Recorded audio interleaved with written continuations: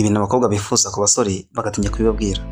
Iyi ni Telemontagne, kanda subscribe, share ndetse na comment, ubundi tugende neza umunsi ku munsi uzajya ubona ibiganiro bigiye bitandukanye. Ni Valens Nzabonimana mugiye kubana.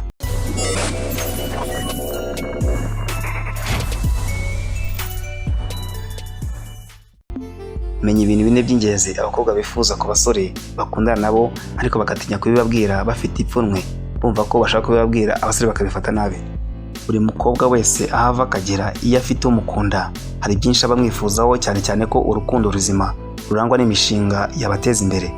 Gusa kenshi hari n'ibindi bintu baba bifuza bagatinya kubibwira abakunzi babo. Ibintu bine abakobwa bifuza ku basore bagatinya kubivuga. Icya mbere, kuganira ibijyanye n'urugo. Buri mukobwa wese ufite gahunda yo kubaka, burya iyo muganira akenshi aba ategereje kumva ko uvuga imishinga ijyanye n'ubukwe, kuko usanga ibitekerezo bye byerekeza ku bukwe kandi akenshi biba bitangaza.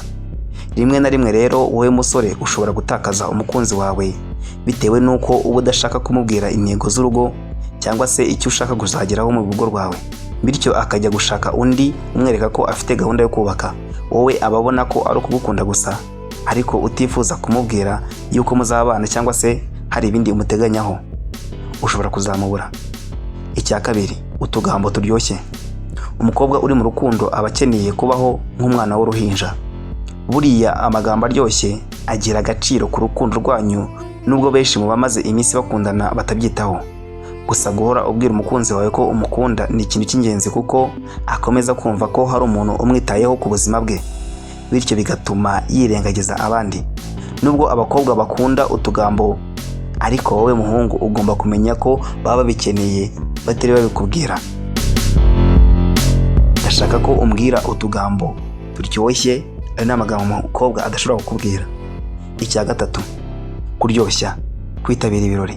Ibi byo si ibanga, abakobwa benshi bakunda kuryoshya ndetse no gusohoka, ariko bikaba akarusho iyo asohokanye n'uwo akunda. Ugomba kwibuka ko iyo usohokanye n'umukobwa yumva yishimye ku buryo budasanzwe. Kenshi abakobwa baba bifuza ko abakunzi babo babasohokana, nubwo kenshi batabivuga. Icya kane, kumutungura, surprise. Bamwe mu bakobwa b'iki gihe bakunda ibyo bakunda kwita surprise, cyangwa se guhabwa impano uko yaba ingana kose, ariko ukayimuha umutunguye. Ibi birushaho kumushimisha ku buryo aba yumva ko urukundo rwanyu rufite aho rwerekeza. Gusa ni gake umukobwa yakubwira ko ashaka ko uzamuha impano cyangwa se uzamutungura, nubwo babikunda. Ni byiza ko umenya ibyo ukwiye gukorera umukunzi wawe udategereje ko abikubwira, kuko akenshi ntabwo bakunda kubivuga. Ugomba kumenya igikwiriye mu gihe gikwiye, akaba ari cyo umuganirizaho. Iyi ni Telemontagne, kanda subscribe, share ndetse na comment. Ni Valens Nzabonimana, ndabemera.